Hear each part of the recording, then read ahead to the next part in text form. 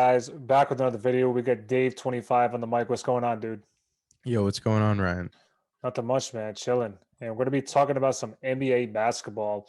It's All-Star break now. The season resumes this Thursday. And we're going to start off with a couple things that didn't happen, which me and Dave kind of agreed that they should have happened. So we're going to start off with the Los Angeles Lakers and their lack of moves, going into the trade deadline. What do you make of that, Dave? Do you think the Lakers should have made some type of moves?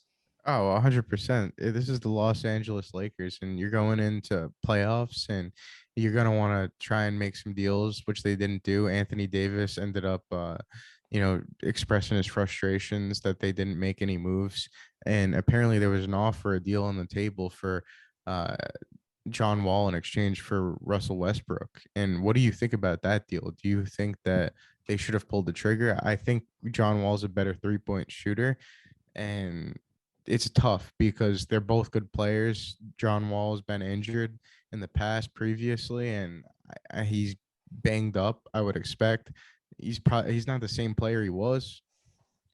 Yeah, I mean it's a tough call. The thing is, what the Russell Westbrook experiment for me has just not worked out.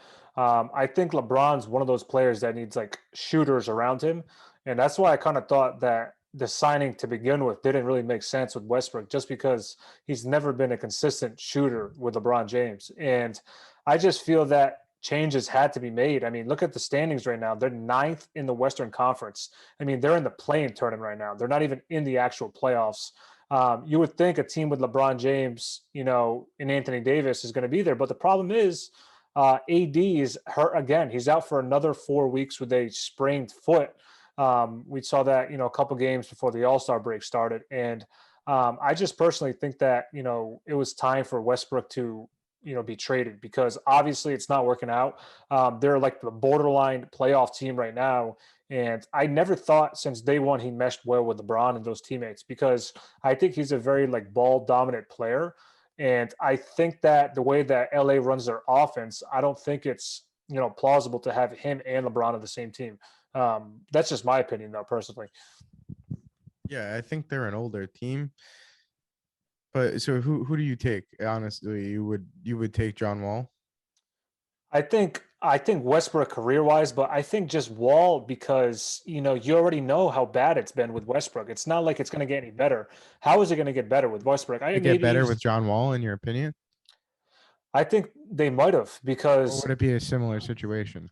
that's the thing. I think it would be similar, and I think that's like inevitably why they didn't do it because I think that they probably thought it wasn't going to be a huge upgrade. But you got to make changes because you have a 37-year-old LeBron James. You probably have him for maybe another 2 to 3 seasons at most. He's going to be almost 40 in a couple of years, and I think that they were in a situation that they had to make moves. They didn't make a single move at the All-Star break. I mean, you would think that they would have at least traded for somebody, a role player, someone to come off the bench to help the Lakers team, but they didn't make any moves. And I don't know if you saw the meme with, the GM of the LA Rams, and he was just like, picks don't matter. And LeBron James like retweeted it saying that, yeah, we know we have these picks. We have this 2027 draft pick that we could have gotten rid of. Um, and it's almost like they're kind of just, rotting the last couple of years of LeBron because that besides that bubble championship they have, the Lakers have actually been pretty bad since LeBron's been there. His first year, they didn't even make the playoffs. This year, they're not even on pace to make the playoffs. So I think they should have at least made some type of move. I don't know if John Wall was the better move, but I thought, they should have at least done a little something. I think so too. If you got LeBron James on the team, you are going to want to get players, role players that will help LeBron James and build around him. And I think that if Russell Westbrook isn't working out, then they should have switched things up. But the thing is, it was going to be a similar situation. That's why they didn't pull the trigger and do it. Um, and there was definitely not another offer on the table where some other team would give like a younger player that's really good for Russell Westbrook because people know what they're getting. Other teams aren't going to see Russell Westbrook as an addition that's going to contribute to the team. That's a downgrade. Yeah, that's the thing. What do you think about Davis though? Because I feel like there was a thing the other day that was kind of shocking and surprising to me. I guess Anthony Davis has missed a third of the game, well, one third of the games he's been there. And every year he's been in LA, or just in general, he's missed like a quarter of the season. And he's out again this year. He was already out early in the year, came back, and then just got re-injured on his foot. He's out for another 4 weeks minimum, and it's starting to be like an automatic thing. Like Anthony Davis cannot stay healthy, and I think that's also significantly contributing to why the Lakers have not been good this year because he's constantly out of the lineup. Do you think it's possibly time to move on from AD as well? Never. I think that they're relying too much on him. That's the thing. Like we said, they could get some players. They could get an Andre Drummond, which uh, the Brooklyn Nets have. If you get players like that are going to be able to come up off the bench or fill in for their top center, I think they would be better off. But the thing is, they didn't go out and do that. They should have. And this is why they're experiencing this. You have Anthony Davis going out there every night, giving it 100% effort. You're going to get tired. You're going to get hurt, and you can't do it all yourself. You need other players around you. And I think it's just a case of him doing too much every year because he's never not been good. When they won the championship, he was great. Oh, you're right. But like I said, I think that, for them to, be consistent, he has to be available. And, with him, it's just a weird thing because he always has these weird, like fluky injuries. Like this time he landed on someone's foot in the Jazz game and now is out for 4 weeks. But that was a good point that you mentioned with, the Brooklyn Nets. What do you think about that trade? I haven't really talked about it with you at all, with the Sixers and the Brooklyn Nets. And I like how you mentioned Andre Drummond because, I think that Seth Curry, obviously, and Drummond are the guys that you're kind of throwing under the radar because of, obviously they got Ben Simmons and, the Harden was traded. And those are the two big names. But I actually think that Brooklyn got better because of Seth Curry and Drummond because I think it gives them a lot of depth and a lot of ability to have different lineups. Who do you think personally won that Nets trade, from your opinion? The Brooklyn Nets 100% won because we've said this before on the podcast that when you have James Harden, you have a Kyrie Irving, and you have a Kevin Durant all on the same team, three players that are all-star caliber, all similar players. They need the ball in their hand to be good for the most part. Kevin Durant is kind of a playmaker, but you have all these guys that need the ball that are 3-point shooters. Like I would say Kyrie Irving, point guard, and James Harden, shooting guard. They're similar out of the two. And I think that them getting rid of James Harden was a great decision because now you get a Ben Simmons who was frustrated with the 76ers, and now he's happy, a change of scenery, new environment, and he's more defensive. He's not known for scoring. You don't need that many players that need the ball in the hand to, score. You need a guy to block shots, get rebounds, and that's what you're getting from Ben Simmons. And if he scores, he scores. But um, he doesn't always need the ball in his hand to be a contributing factor on the team. And now that they have Ben Simmons instead of James Harden, you still have the scoring of Kyrie Irving. You still have the scoring of James Harden. And now you get these depth players. They made out 100%. You have an Andre Drummond, great center, great Yeah. role player. Mhm. And you have Seth Curry. And they also got picks too. But Seth Curry is an impressive role player. And if you're going to win a championship, these are the guys you need. And they already are stacked. And I think it's great because Ben Simmons is way younger than James Harden. They're going to have him for a while. And just like Anthony Davis, I think that he's a player that you don't want to get rid of because he's 28 years old. I know, um, he is getting older, going to enter his 30s, but it's not like he's 33 years old or something. yeah, like LeBron James, who is How old now? 30, 36, 37 now. 37. So I think if anything, I'm gonna want to get rid of LeBron before I get rid of Anthony Davis. But Yeah. they are all getting older, on that team, the Lakers. But for the Nets, I think they're a better team than the Lakers right now, 100%. They made the right move. They actually went out there and won the trade. Yeah, and that's the thing. My assumption of the trade is I think that, believe it or not, the Sixers and the Nets got better. And the reason I They say did. both teams got better because I think that Harden will, mesh with Joel Embiid. And Joel Embiid right now is the leading candidate for MVP. And I think that James Harden also needed a change of scenery because I think that, Harden had a kind of a sour taste in his mouth because this team was started by Kevin Durant. And, he, recruited Kyrie Irving. And Kyrie Irving's been there barely. He's been in and out of the lineup for multiple different reasons dating back to last year. And I think Harden kind of felt like, dude, like you asked me to come here to play with you and you're never available. They only played 16 games in 2 years together. That's unbelievable. Kevin Durant, Kyrie Irving, and Harden were 13-3 in the 16 games they played, which is an impressive record. 13-3 is great. But that's all they played was 16 games. And I think Harden was sick of it because he felt like, you guys recruited me here to win. I've been the player that's been on the court. Durant's also missed a ton of games the last 2 years. This year, he's already been out for over 3.5 weeks. Irving, same thing, in and out of the team. Doesn't even play in home games. And I think that Harden just felt like this is too much. And I think what I've read is Harden originally wanted to get traded to Philly last year, and the Rockets ended up trading him to the Nets with Irving and Durant. And I just don't think it was a perfect fit because you just mentioned it. Those guys require the ball, especially Irving. And Harden's a great playmaker. He averages 10 assists this year.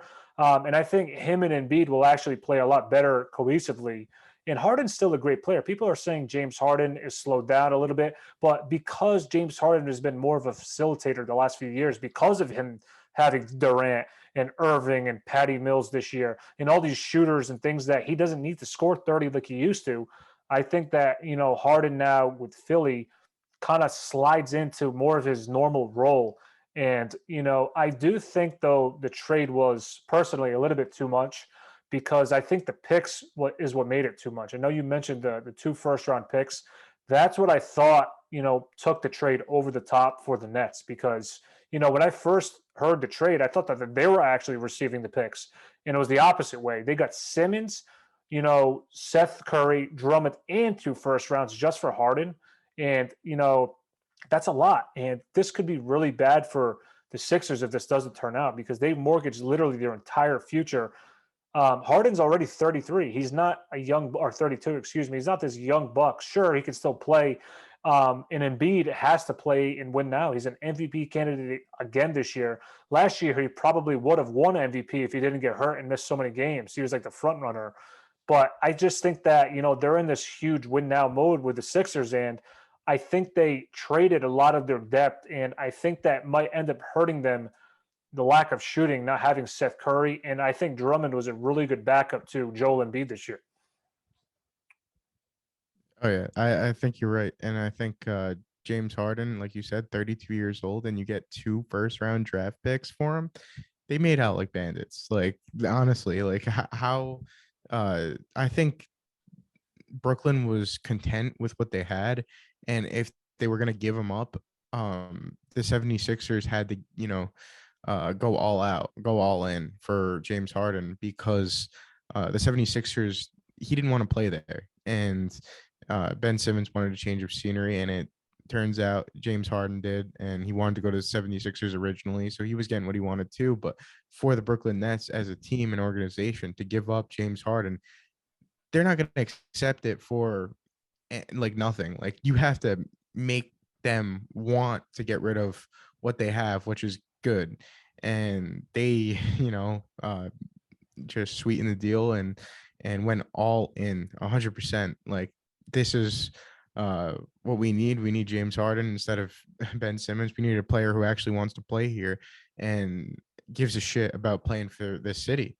And that's what they did. I mean, they really had no choice. But is there another player that they could have went out and got? Probably. because I think they're really not going to have that much of a benefit, because how many years can you honestly get out of James Harden?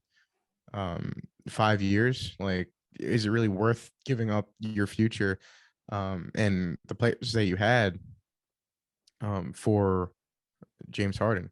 I'd say no, but Do you think that there's any way that like Ben Simmons doesn't mesh well with Kevin Durant and Irving? Because, we've seen what happened last year in the playoffs is the last time we've seen Ben Simmons. And obviously, his lack of shooting, lack of even wanting to shoot the ball, lack of production from anywhere on the field was a problem for them. And undoubtedly, that was the reason why they didn't mesh, is because he's not a scorer. Is it magically just going to like disappear that Ben Simmons can shoot the ball? I know people are saying he's not going to have to shoot the ball because he has Durant, Irving, and all these shooters. But I think sometimes it's going to come down to a series where Ben Simmons is going to be left open and he's going to have to take shots. And I just don't know if their personalities are going to mesh, because we've seen Irving's personality, we've seen Durant's personality sometimes, and we've seen Simmons, who hasn't played a single game this year because he doesn't want to. Do you think that they're really going to mesh together? Do you think there's a possibility of them not actually getting along? no, I think it's going to work out just fine. I think they're going to be a better team than they were. I think the team looks more like a Chicago Bulls team than it did before. Like, if you talk about winning, like, there was role players. There was Dennis Rodman, Scottie Pippen, and Michael Jordan. So you got um, Kevin Durant, who would be like Michael Jordan.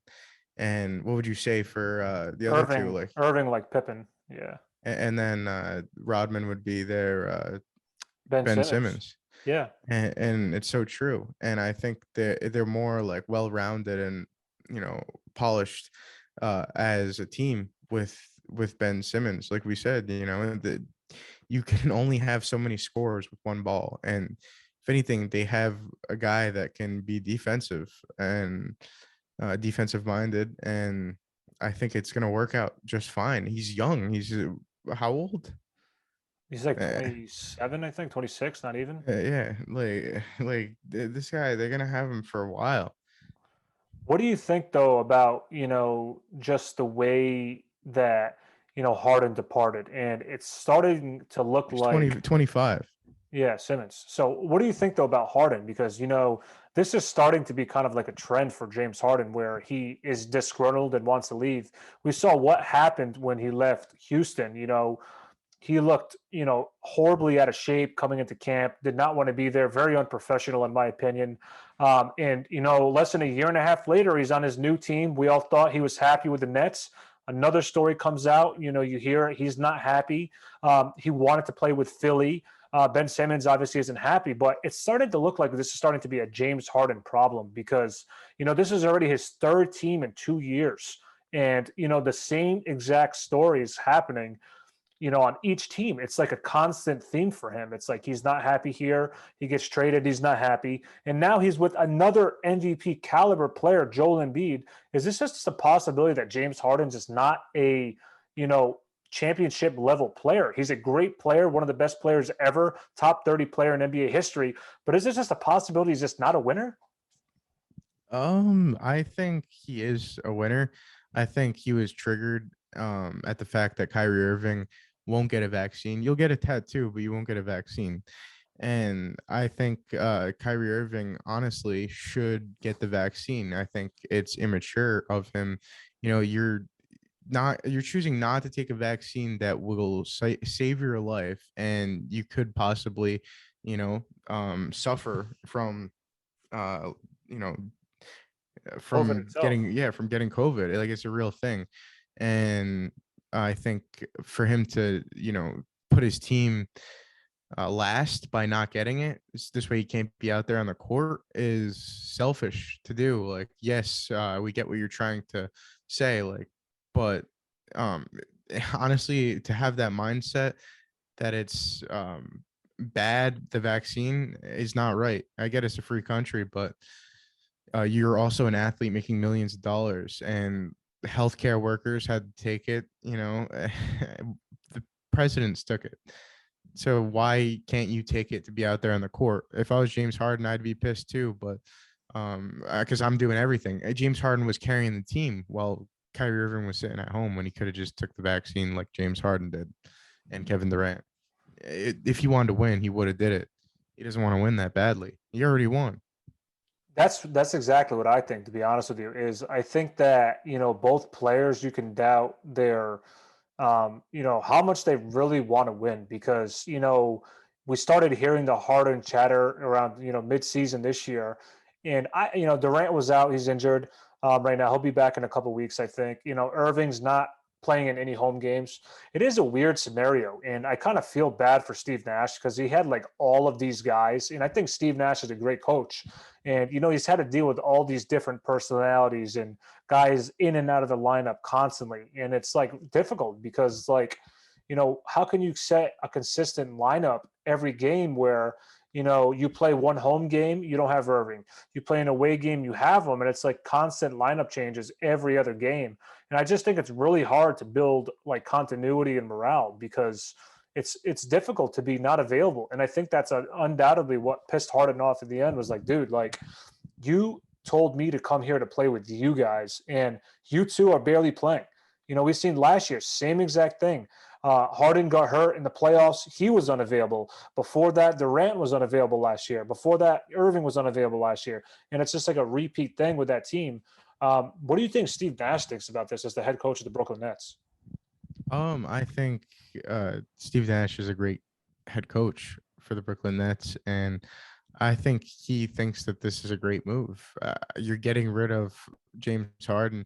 If anything, it sucks because Kyrie Irving isn't going to be there as much still, and you're losing out also because he was going to be there 100% of the time if he was healthy. And I think he might miss him too. Like I don't think that there was any like hate as far as between James Harden and um, Steve Nash and Kevin Durant. I think the hate was between Kyrie Irving and James Harden.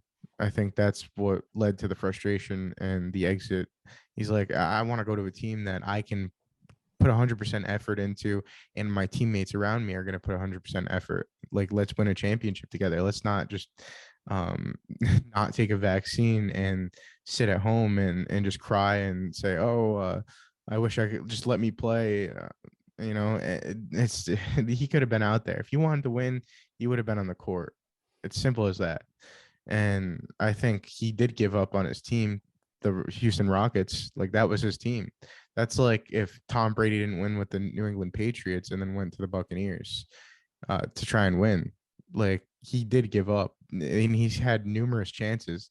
Like you say, he's not a winner. That could be the case, but we're gonna have to wait and see because Joel Embiid is a difference maker, and to play with him and not win, then the answer is he's not a winner. And there's a reason why he didn't win with Russell Westbrook. There's a reason why he didn't win with Chris Paul. There's a reason why he didn't win with he played with Carmelo also, right? Yeah. Like, so you didn't win with all these big names. That's on you. Yeah, but I think he is great. I think he is impressive. Just when he's got the ball in his hand, he's doing impressive things. And a lot of what the Brooklyn Nets were doing, the success was behind him. Like you said, he was playing most games. Kyrie Irving wasn't there. And um, this isn't to discredit him because he is great. I think it's tough because the 76ers also aren't as good because they gave up role players. They gave up picks that could help benefit the team with James Harden. And if they can somehow, for next season, get some role players from free agency that would want to play with James Harden, and you build a team around him and Joel Embiid, they can be good. But I don't think it's going to be right away. And I think James Harden needs players around him also. He can't just do it himself. And he needs players like this on the 76ers without Ben Simmons that want to be there. And I think either it's going to go one of two ways. He's going to either win a championship, and if he doesn't, then the answer is always going to be there. He could never win on his own or with help. lots of help. Yeah, and I think that's kind of we're gonna have to see how the season plays out. And a lot of people are talking about they're the best dynamic duo in the league, and I don't really think a duo is enough anymore. It really No, isn't you because need you a need at trio least and role players. a trio. I mean, we saw even with, look at all the Cavaliers team. They had LeBron James, Kyrie Irving, Kevin Love. Never enough. Look at the Warriors teams that won. I mean, they were superpowered. They had Durant, Klay Thompson, Steph Curry, Draymond, and all these great role players.